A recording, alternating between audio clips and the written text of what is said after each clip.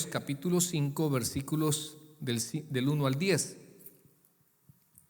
Recuerde que en nuestro libro de texto, sentaditos hermanos, por favor, ya muchos los tuve parados. Hemos estado leyendo el libro de texto sistemáticamente del capítulo 1 hasta el 30 y algo, el libro de Éxodo. Y acá vemos cómo Dios los lleva por todo un desierto y en el Sinaí les da se le llama el decálogo porque son los primeros 10 mandamientos.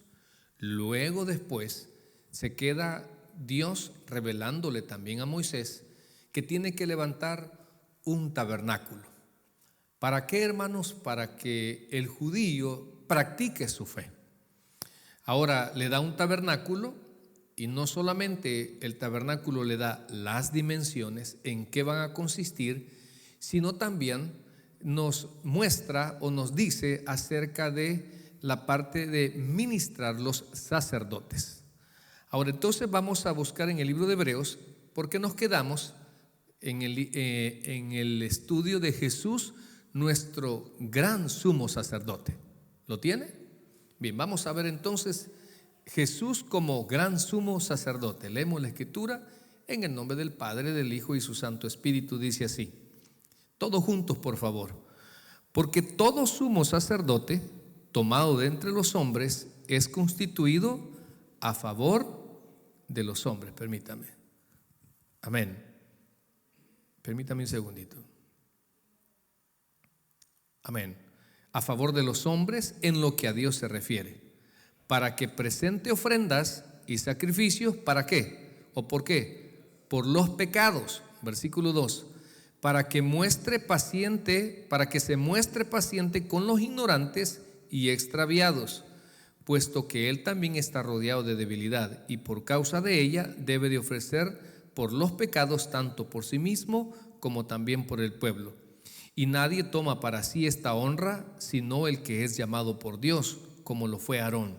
Así tampoco Cristo se ofreció a sí mismo haciéndose sumo sacerdote, sino el que le dijo: tú eres mi hijo, yo te he engendrado hoy.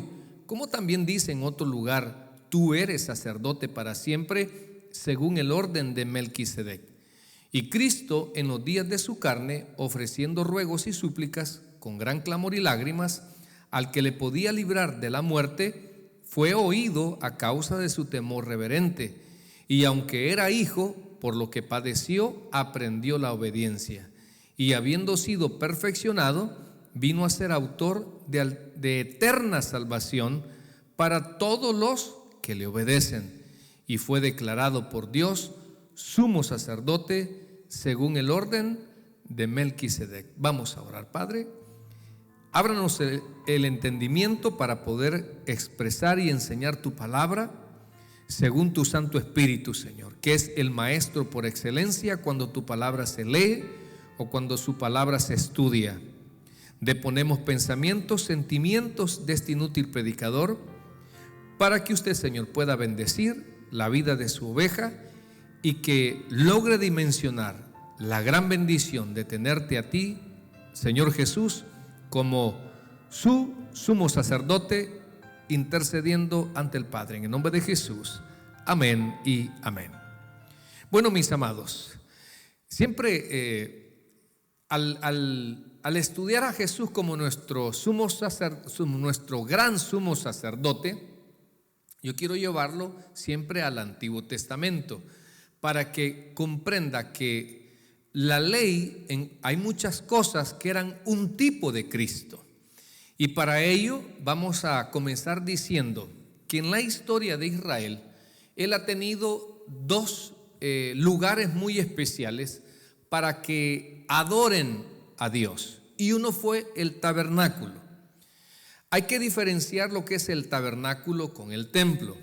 Hemos dicho que el tabernáculo fue una gran tienda de campaña que sirvió durante la peregrinación de Israel hacia la tierra prometida y después de un tiempo con la construcción del propio templo.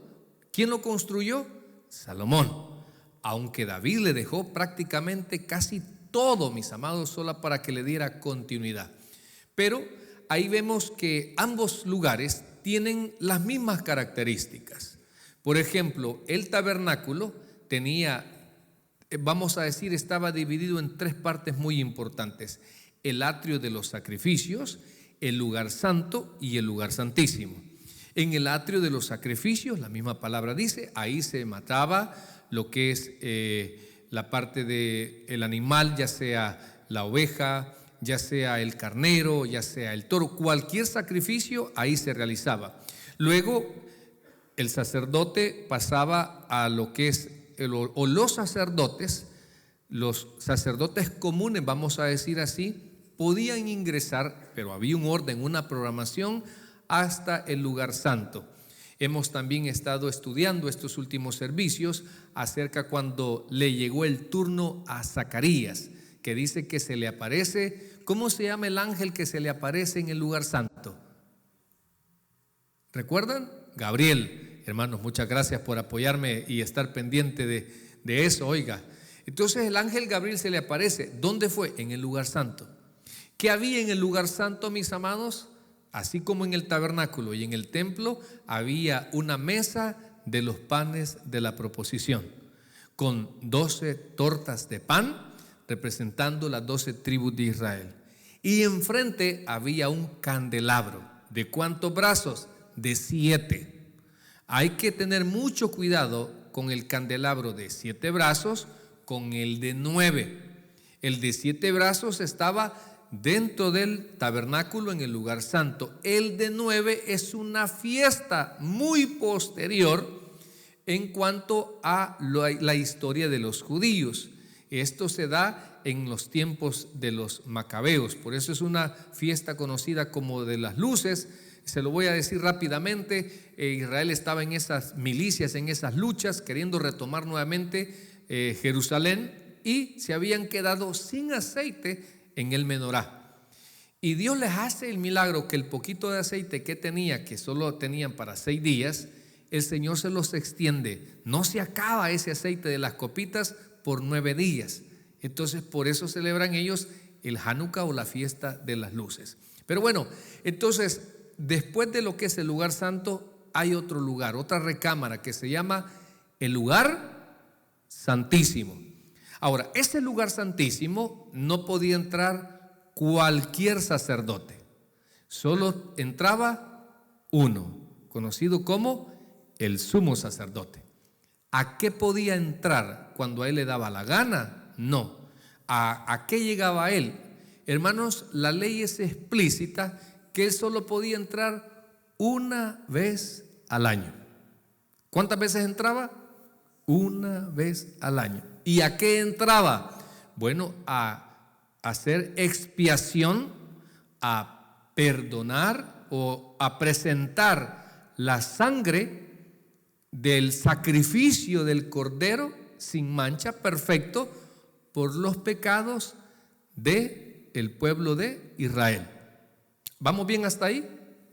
Entonces, todo eso era un tipo, por lo que nos revela el Nuevo Testamento. Si usted ve, el cordero era un animal inocente.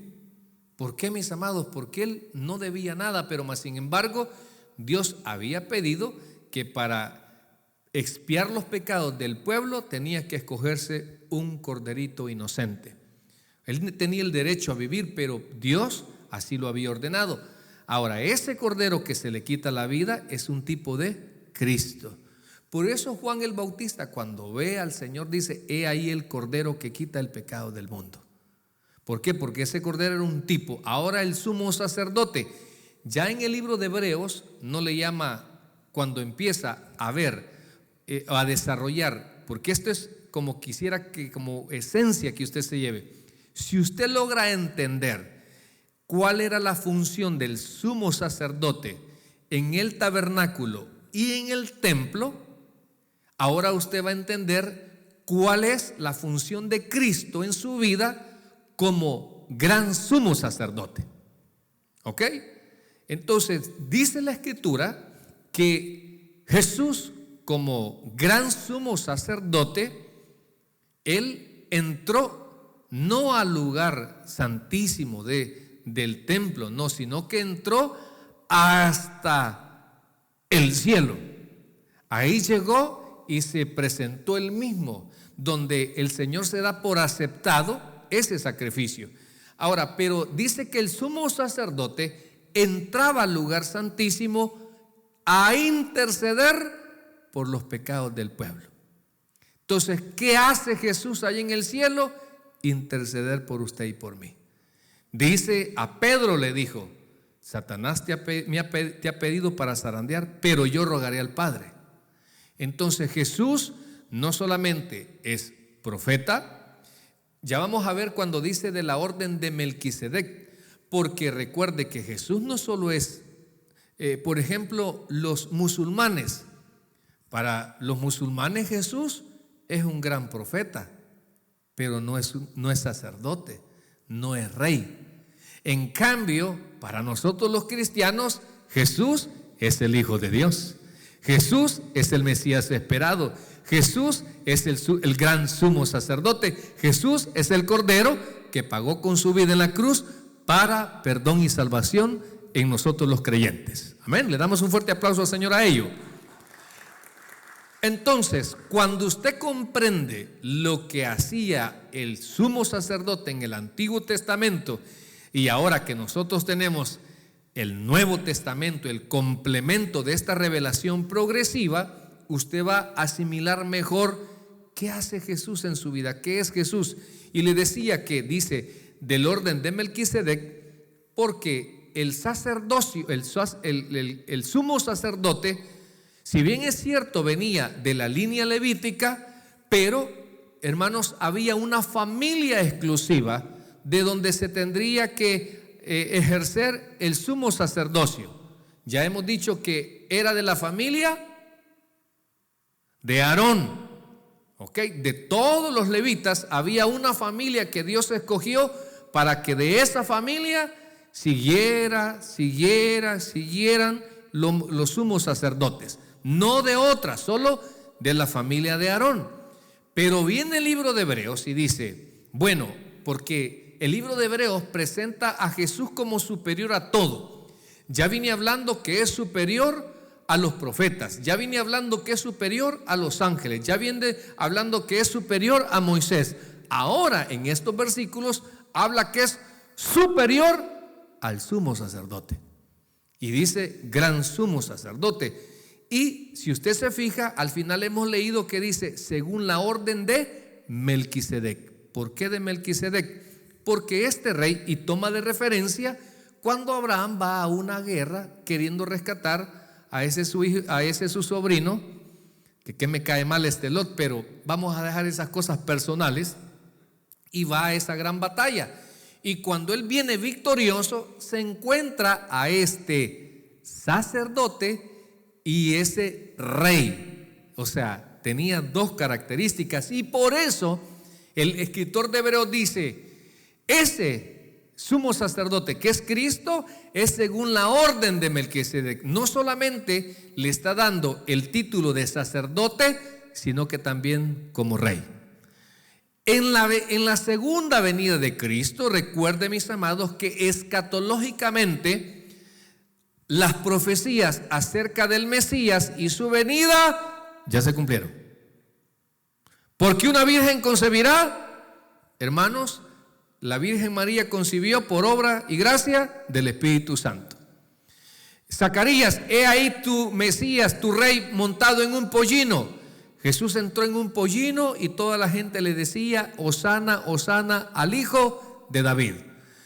A David se le profetizó y le dijo, segunda de Samuel 2 y algo, o primera, de tus lomos saldrá un rey cuyo reino no tendrá fin. Entonces Jesús es de la línea de David, tanto de María como de José, pero ya sabemos que José no era ¿cómo se llama? El progenitor, ¿verdad? No era el que lo había engendrado. Ahora, pero siguiendo con esta parte, vemos que en la parte levítica, el sumo sacerdote era de la línea de Aarón. Ahora, el gran sumo sacerdote toma de ejemplo a Melquisedec, rey, dice, de Salem. ¿Dónde estaba ubicado Salem? Donde después fue puesto como Jerusalén. ¿Vamos bien hasta ahí? Entonces, en la parte escatológica, Jesús, el Mesías, revelado a Daniel, revelado a Moisés, revelado a los profetas y anunciado a su pueblo, ya vino. ¿Ok? ¿Hubo un grupo de judíos que lo creyeron? Sí. Pedro, Andrés, Jacobo, Magdalena, toda esa gente, incluso dice que su ascensión fue presenciada por más de 500 personas. Ahí hasta ahí vamos bien. Entonces, cada profecía acerca de la venida del Mesías en carne ya se cumplió. Pero como no lo creyeron nosotros teológicamente se nos enseña que hay un valle profético que no fue revelado en el Antiguo Testamento. Y ese valle profético es conocido como la dispensación de la gracia. En el Antiguo Testamento no se habla nada. Diga nada, por favor. Así como en la cartera, anda dinero, hermano. Nada, pastor. Esta fiesta me dejaron acabado. Nada, así. No habla nada acerca de la gracia. Usted no puede encontrar un versículo acerca de esto. Por eso el apóstol Pablo dice: un misterio revelado. Un misterio revelado, que es el valle profético. Y en ese valle profético está la dispensación de la gracia. En esa dispensación de la gracia hay varias cosas. Número uno, mis amados, se termina con la dispensación de la gracia, se termina el antiguo pacto de la ley. Nosotros, por eso los cristianos, no practicamos la ley judaica. ¿Por qué, hermanos? Porque Cristo la cumplió por nosotros. Nosotros ahora andamos en la ley del Espíritu. La dispensación de la gracia también es que ya no llevamos corderos, ya no hay un lugar donde ofrecer esos corderos, porque para nosotros Cristo es el cordero perfecto sacrificado en esa cruz. Amén. Ok, bueno, entonces, gloria a Dios, eso merece un aplauso, la verdad que sí.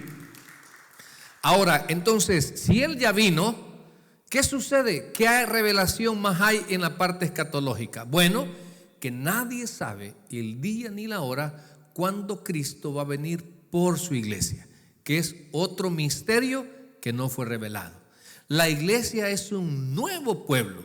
Con el sacrificio de Cristo se rompió esa barrera entre el gentil y el judío. Ya no hay tal diferencia, sino que hay un pueblo conocido como la iglesia de Cristo. ¿Y quiénes son ellos? Todos aquellos que han recibido a Cristo como su Salvador personal, y la garantía es que usted tiene el sello del Espíritu Santo, y eso indica propiedad. Entonces, cuando Cristo venga por su iglesia, que es el arpazo en griego, que va a ser tomado, no va a tener usted tiempo de despedirse de nadie, no va a poder tener tiempo de terminar de pagar su tarjeta de crédito porque se endeudó tanto en estas fiestas. O sea, va a ser rápido. ¿Okay? Usted en un abrir, dice, en un abrir y cerrar de ojos nos vamos. ¿Okay?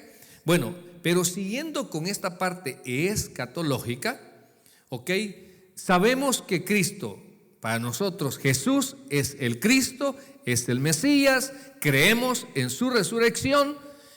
Parte de los judíos creyeron, por eso Pedro le dijo: ¿quién dice la gente que yo soy? Pues algunos dicen que tú eres Juan el Bautista encarnado, otros dicen que eres Elías. Bueno, si la gente ignorante siempre habla por hablar, pero ¿y ustedes quién dicen que yo soy? Que es una buena pregunta para nosotros, ¿verdad? ¿Quién es Cristo en tu vida? Bueno, para mí Cristo es el Hijo de Dios. Amén. Cristo es el que me amó, se entregó por mí, el que me ha perdonado mis pecados a través de su sacrificio, y a través de ese sacrificio yo tengo vida eterna. Estamos bien, pero ¿sabe qué? Muchos no creyeron. Algunos todavía le dijeron: tú eres hijo de Dios, bájate de esa cruz pues y creemos. Para un judío es inconcebible que tal Mesías sufriera tal vergüenza. No, mi Mesías que yo tengo, que me revela el profeta, es que Él nos va a liberar y va a instaurar el reino. Ok, pero como le preguntan los discípulos cuando van por ese templo: Señor, ¿cuándo será de tu venida y qué señales hay? Porque en el concepto judío, ya le dije, no había gracia. Amén. Esto lo fueron viendo ellos a medida se fue desarrollando, y por eso tenemos un hermoso libro en el Nuevo Testamento conocido como Hechos de los Apóstoles. Cuando ellos descendió el Espíritu Santo a 120 que hablaron en lenguas, y todos dicen: estos están ebrios, ok, ahí prácticamente se cumple la promesa que dijo Jesús: no los dejaré huérfanos. Entonces, para nosotros Jesús es el Cordero sin mancha. Para nosotros Jesús es el Mesías. Para nosotros Jesús, hermanos, es el gran sumo sacerdote, etcétera. Pero hay algo que todavía nos falta. Nosotros lo creemos, pero falta que se contemple. ¿Qué es? Que Jesús venga en su segunda venida como Rey. Amén. ¿Cuándo va a ser pastor? Bueno, primero vámonos con lo que nos revela Daniel. Dice que para el pueblo de Israel, no para el mundo, para el pueblo de Israel son 70 semanas. Son 70 semanas y cada semana son de 7 años. Son 490 años.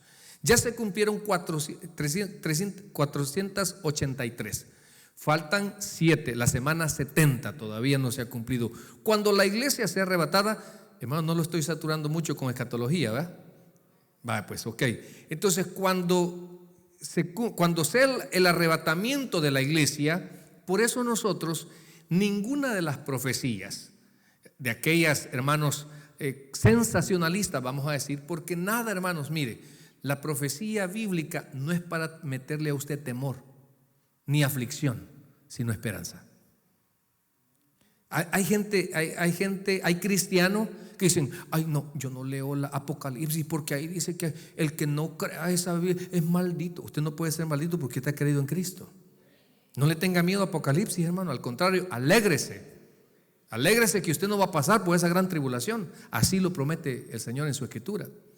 Entonces, cuando Cristo arrebate a su iglesia y la lleve al Bimá, al tribunal de Cristo, que ese tribunal no es para condenación, sino es para premiar. Mire, el Señor le va a pasar ese video cuando usted vino los miércoles del 2022 al estudio bíblico. Mira, estabas todo cansado, te estabas durmiendo. Mira, con el problema que tenías, la suegra te había llegado a visitar y a pesar de esa gran tribulación, vos ahí estabas todavía en el culto. Mira, a pesar de tus recaídas, a pesar de todo, ahí están, y le van a pasar y van a premiar no según sus obras, sino las intenciones de su corazón. Porque el Señor prueba nuestras obras. Y muchas, lastimosamente, por eso pregúntese siempre: ¿por qué y para quién hago yo las cosas?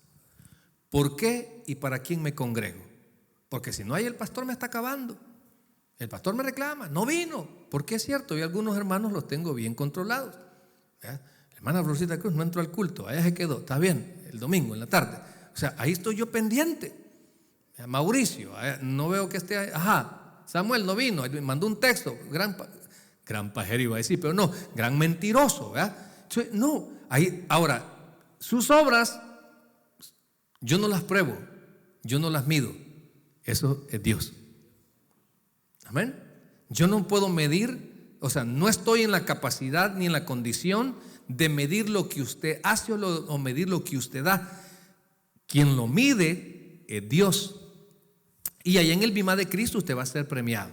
Esa fe férrea que usted ha tenido a pesar de las pruebas, a pesar de lo que ha perdido, a pesar de las enfermedades, a pesar de las tribulaciones, a pesar de lo que usted no entiende, y aún así alaba a Dios. Allá en el cielo va a ser premiado. Entonces, en lo que la iglesia de Cristo está siendo premiada en el cielo, aquí en la tierra están pasando la tribulación, que hemos dicho que está dividida en 2 etapas de 3 años y medio.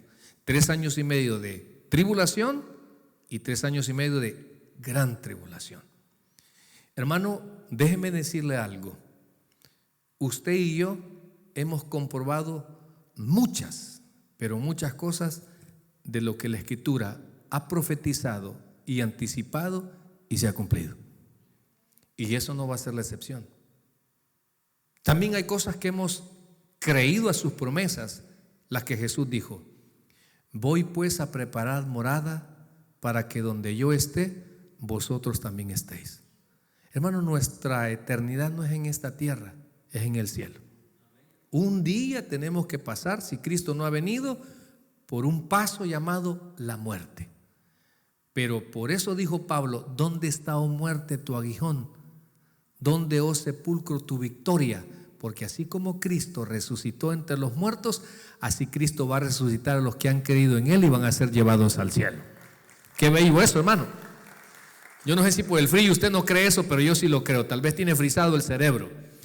Ahora, cuando se terminen esos 7 años, no podemos hablar tanto por Israel, ¿verdad? Pero dice allá al final, esa va a ser la guerra conocida como de Armagedón. Al final de esos 7 años se arma la famosa guerra de Armagedón, donde todo el mundo va a querer atacar a Israel. Y se van a reunir miles de ejércitos, de Oriente, de Occidente, la parte rusa con los asiáticos, hermano, Alemania, Francia, hasta los salvadoreños ¿cómo se llama? Con hondillas van a ir. Todo mundo, bueno, por si hay salvadoreños aquí, ¿verdad? Todo mundo va a ir allá a querer atacar a Israel. Entonces Israel va a estar en una encrucijada exactamente al final de esos 7 años de tribulación. Y entonces va a aparecer el Señor Jesús montado en un caballo blanco y en su muslo escrito una leyenda: Rey de Reyes y Señor de Señores. ¿Ven? Ahora, pero ojo, por eso le dije, ya vimos, mire, ya le di un panorama, ya le di un paseo en esa parte escatológica muy bonita, pero no debemos de perder que la Escritura nos revela que Jesús es el gran sumo sacerdote según el orden de Melquisedec. Y Melquisedec era sacerdote y era rey. Entonces, qué bueno que nosotros ya, para nosotros Jesús es el Mesías, es el Hijo de Dios, es el Cordero sin mancha, es el sumo sacerdote y también es nuestro rey. Pero falta que se desarrolle ese reino milenial para el pueblo de Israel y nosotros, la iglesia, gobernemos con él. Pero mientras todo eso sucede, la Escritura nos dice, hermanos, en este tiempo, ese gran sumo sacerdote, Jesucristo, ¿okay? Porque Él tiene muchos títulos y dentro de ellos es gran sumo sacerdote. Dice en el versículo de Hebreos 5:1, porque todo sumo sacerdote tomado entre los hombres es constituido a favor de los hombres en lo que a Dios se refiere, para que presente ofrendas y sacrificios por los pecados. Entonces, en tu vida y en mi vida, el Señor Jesús se ofreció Él como ofrenda por tus pecados. Él se ofreció voluntariamente, o vamos a decir así, primero por amor. Y aquí, hermano, yo quiero ponerle un poquito el dedo en la llaga a usted.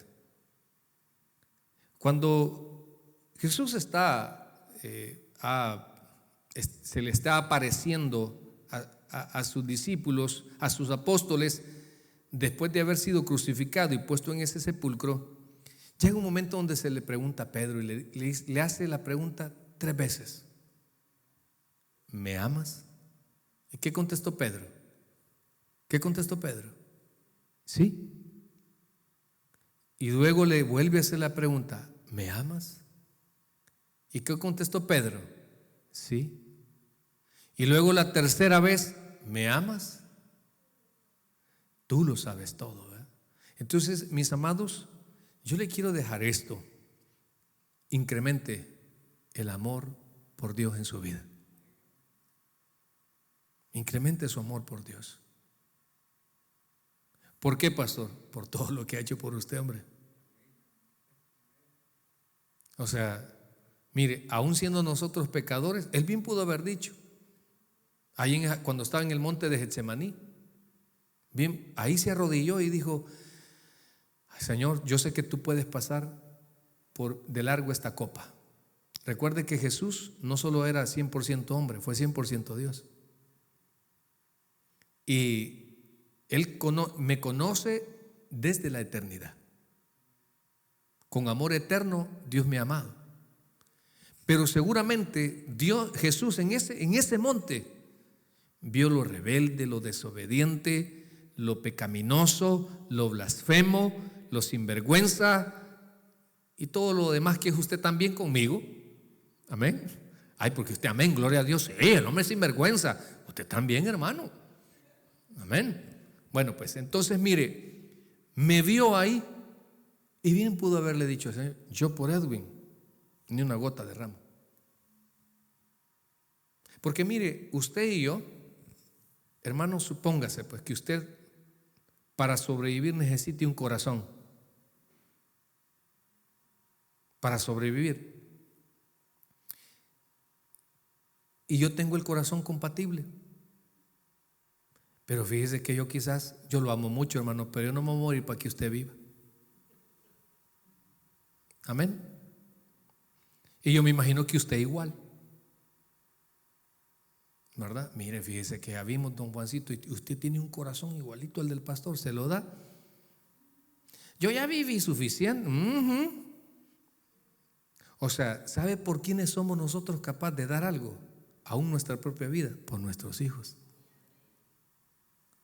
Y fíjese, usted diera su corazón por una persona que pasa esta figura. Mire, en nuestro país, El Salvador, atrapan a un marero, acaba de matar 3 y lo balearon y lo llevan al hospital, y ahí llevan a un baleado inocente y al marero, y el inocente se queda viendo cómo el doctor está tratando de salvarle la vida a aquel malhechor que acaba de matar 3 y no lo entiende.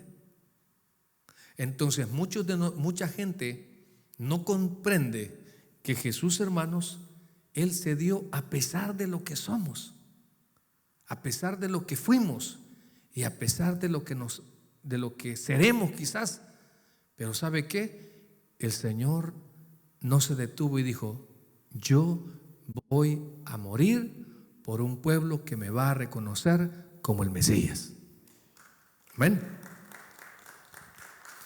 Entonces el Señor, con su ofrenda, mis amados, dice el versículo 1, mire, constituido a favor de los hombres. Y este es algo que hay gente, hermano, que usted por más que le dice: mira, acércate a Dios, como que le decimos: alejate, como que Dios les va a hacer un mal. Jamás, hermano.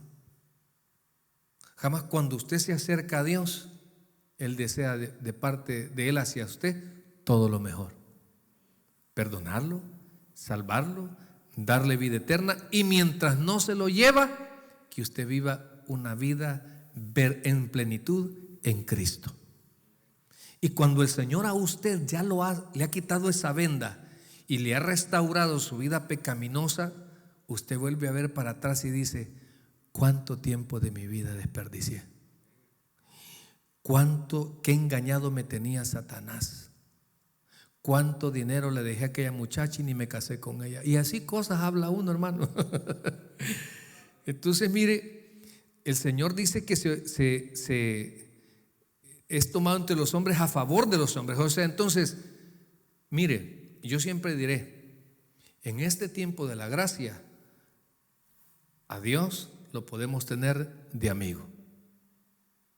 Pero si usted se muere sin Cristo, usted va a tener a un Dios como juez en el juicio del gran trono blanco, y va a ser irreversible su condenación por no haber aceptado en esta hermosa dispensación de la gracia.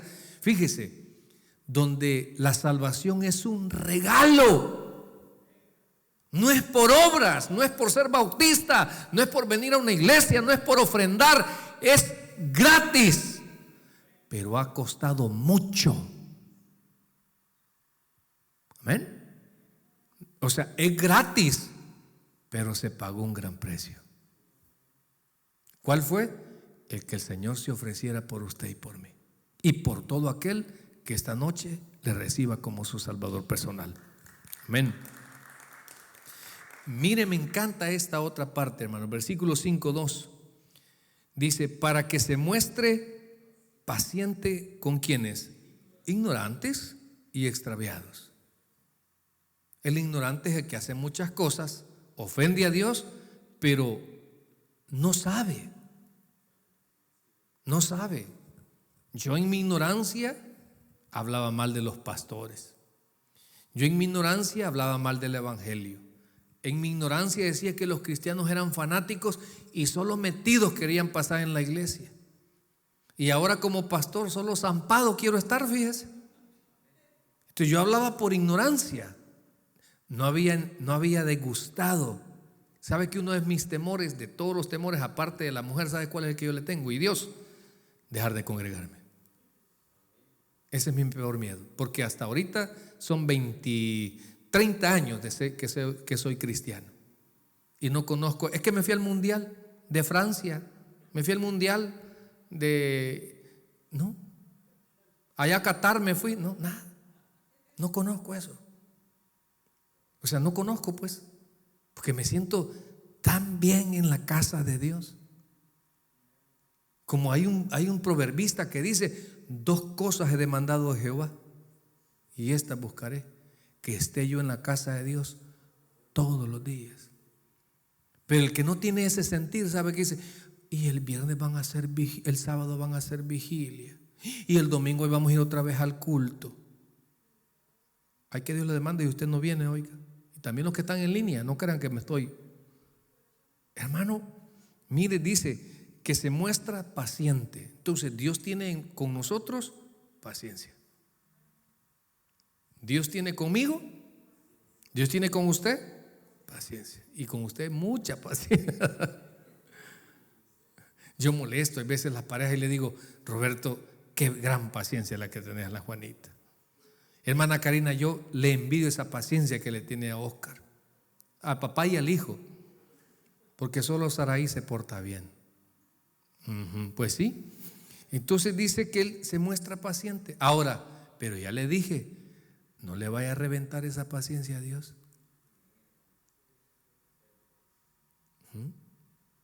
No le vaya a reventar esa paciencia.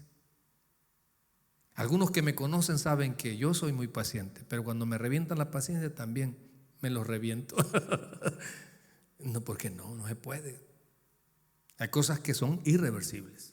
Tuviste la oportunidad, tuviste el tiempo. Entonces, Dios es paciente, pero no abuse de ella. No abuse. Por eso dice una escritura, a mí me encanta, fíjese: buscad a Dios mientras pueda ser hallado. Y mientras más rápido usted busque a Dios y se ponga cuentas, menos consecuencias le esperan. Mientras más pronto obedezca, menos enredos, hermano. Mientras menos se enreda, menos facturitas a pagar con Dios. Porque les recuerdo algo: de Dios nadie se burla. De Dios nadie se burla. Entonces sigamos, mire, dice que es paciente. Ahora, dijimos en el versículo 5:4, para ir terminando: y nadie toma para sí esta honra sino el que es llamado por Dios. Entonces, hermano, sabe que no ha habido nadie que ha recibido mayores honores que Cristo. Este concepto, mis amados, es así. Jesús o Cristo, para tomar forma de hombre, Dios es santo, hermano. Entonces, y vino a esta tierra, es conocido como la kenosis de Cristo. Mire, las humillaciones que usted ha pasado, no se comparan, hermano. Ay, pastor, yo he sufrido, mire, he dormido en la carpeta. Ay, tengo mi sermón que se llama "No te hagas la víctima". Porque Jesús, hermano, todo lo que pasó.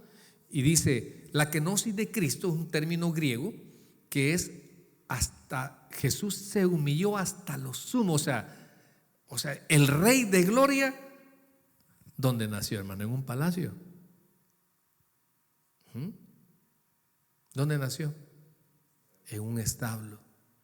¿Dónde lo pusieron, hermano? En un pesebre. Ay, qué bonito un pesebre. No, en ese lugar comían los animales. Ahí lo pusieron al rey, al dueño del universo. Es como que usted pague la renta y no lo dejen entrar en su casa. Amén, dice el hermano Oscar, o sea que no ha entrado, mire, pero bien. Entonces, imagínese usted hasta dónde se humilló, pero dice que con la resurrección y con su entrada hasta los cielos, Dios lo exaltó hasta lo sumo. Hasta lo sumo. No hay mayor gloria o sea, no hay, pues. No hay. Entonces, y algunos no le damos a Jesús la gloria que se merece. No se la damos. ¿Por qué, pastor? Con tu vida de fe. O sea, todo lo que el Señor ha hecho por ti y tú la vida que llevas. No, hermano, no se merece que le pagues hacia Jesús. El amor, el perdón y todas las oportunidades que solo Él te ha dado. No, hombre. ¿Sabe cómo decimos nosotros? Yo no sé si a usted le ha pasado. ¿Sabe que en la vida nos vamos a encontrar gente malagradecida? Que usted con su necesidad hasta le da aún de lo que no tiene. Usted todavía lo va a ver al hospital. En el funeral de su familiar, ahí está. A la cárcel lo va a ver.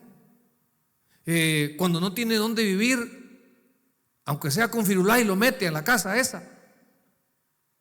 Y después, ¿cómo le paga? Hablando mal de usted, desprestigiándolo y tantas cosas. Y usted dice, qué mal agradecido. Ahora imagínese Dios cómo se siente. Que no valoramos lo que Jesús, el gran sumo sacerdote, primero se ofreció Él en sacrificio, como una ofrenda perfecta para que todo aquel que en Él crea no se pierda, mas tenga vida eterna. Démosle un aplauso, Señor, vamos a orar. Padre, te damos las gracias por tu palabra.